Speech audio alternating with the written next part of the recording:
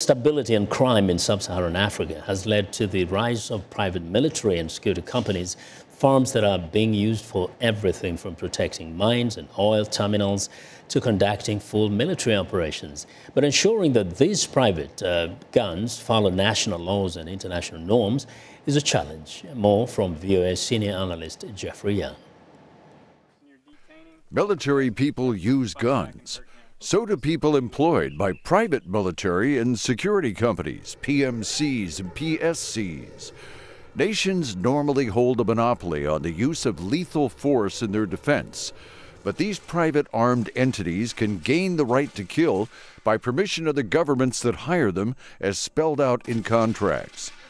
The lines separating a country's military from private contractors are set forth by the former head of industry trade group, the International Stability Operations Association, Doug Brooks. When you look at the difference between what a private security company does versus a military, it's really defined by their rules, and the military has rules of engagement, which are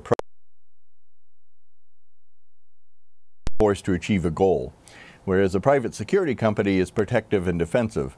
Essentially, they're only allowed to respond to attacks. They can protect themselves, they can protect whatever's in their contract. While the activities of these private guns are defined with states and commercial entities such as mines and oil companies, keeping an eye on these forces can be difficult. Or in some cases, the limits are simply not properly enforced.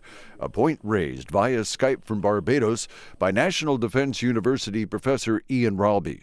And that is always the concern, that they will operate in a way that is, as you say, unaccountable and irresponsible. So the delegation of the right to use force is not so much the problem. The delegation of the right to use force without any other constraints relating to accountability and legal backing is really where the concern lies.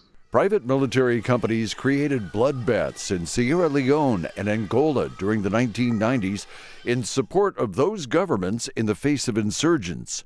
And PMCs hired by the United States, especially a company called Blackwater, gained a reputation in Iraq following the 2003 war there for resorting to massive firepower to intimidate both insurgents and civilians. Blackwater created a major U.S.-Iraq incident in 2007 when Blackwater contractors opened fire on civilians at Baghdad's Nisour Square, killing 17 people. With the U.S. Africa Command expanding its presence and reach across the continent, it does so mindful of the hard lessons learned from its experiences with PMCs in Iraq and Afghanistan. Via Skype from Oxford, Britain, King's College analyst Christopher Kinsey. I think that's the area that AFCON can actually learn. How do you, if you're going to use companies to project lethal force, how do you make sure they do that without jeopardizing your operations, i.e. turning the local people against you? In 1998, the South African government of Nelson Mandela passed a law banning South African citizens from being involved with private military companies.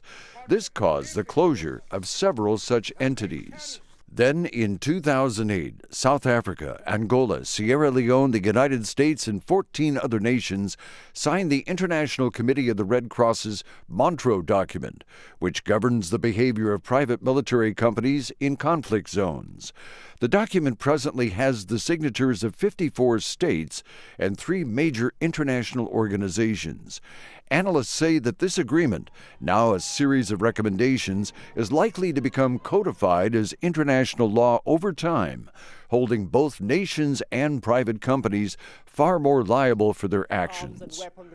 Jeffrey Young, VOA News.